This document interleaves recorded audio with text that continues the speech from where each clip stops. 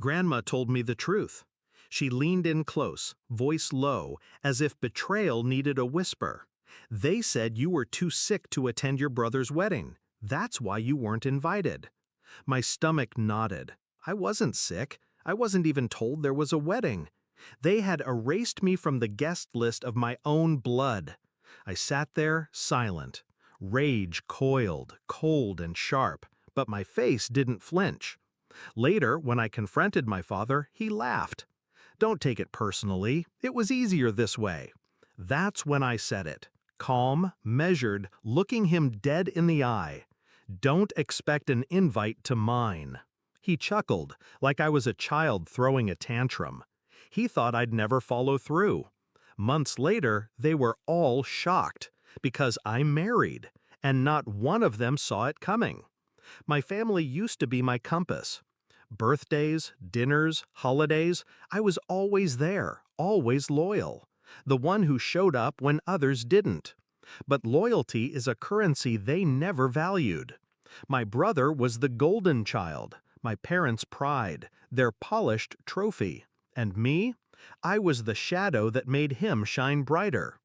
I ignored it for years, telling myself love wasn't measured in invitations. But being barred from his wedding under a fabricated sickness, that cut through any illusion I had left. That's not oversight, that's exile. I replayed it in my head for weeks. The laughter, the dismissal, my father's smirk when I said they wouldn't be at mine. They thought my words were empty, but I don't deal in empty promises. The shift in me wasn't loud. I didn't scream. I didn't beg for inclusion. I started planning. I watched them, noticed how they boasted to relatives about appearances, about family unity. Their reputation mattered more than the truth. That was the lever I needed, because nothing stings harder than being publicly excluded by the child you dismissed. So I built my life in silence. I focused on my career, quietly saved, quietly invested, moved out of the house they thought I couldn't afford to leave. And when love found me, unexpected, steady, real, I told no one. Not my mother, not my father, not my brother. It was mine, untouched by their poison. We planned everything in secret. Venue, rings, witnesses, no family politics, no fake smiles, just us. And the knowledge that one day, when the truth reached them, it would hit like a blade twisting. The day came. It was small, deliberate, candlelit. Friends who had become family standing in for the ones who betrayed me. When I said my vows, my voice didn't shake. Because this wasn't just about love, it was about reclaiming what they tried to steal. My place, my dignity, my worth. After the papers were signed, after the rings exchanged, I felt a calm I hadn't known in years. But the revenge wasn't finished. Not yet. 2 weeks later, I mailed the photos. A thick envelope for each of them.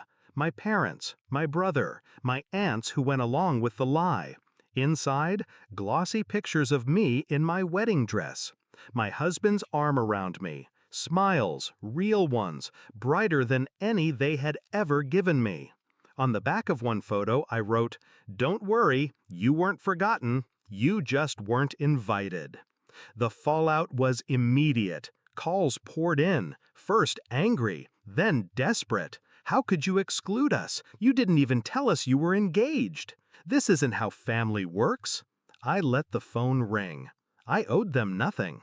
When I finally answered, it was my father's voice on the line, cracking for the first time in my memory. "You married without us?" "Yes," I said, calm, steady, like ice slicing through. "Just like you married my brother to his wife, without me." Silence. Heavy. Suffocating. Then a stammer, a plea, words I'd waited my whole life to hear. "We didn't think you'd do this." "No," I said, "you didn't think I mattered enough to." Click. The power shifted that day. For once, I wasn't the forgotten one. I was the one who dictated the terms. They were left with nothing but the hollow echo of their own cruelty. And I walked away with everything. A partner who chose me, a life I chose for myself. No stage-managed family photos, no empty performances, just truth. Sometimes people ask if I regret it, if it hurt to leave them out. No. What hurts is realizing how easily they left me out first. What satisfies is knowing my silence was my sharpest weapon. They'll replay those wedding photos for years, seeing a life they weren't invited to, a happiness they'll never be part of. And maybe, in the quiet hours of night, they'll finally understand what I meant the day I warned them. Don't expect an invite to mine. I wasn't sick. I was done.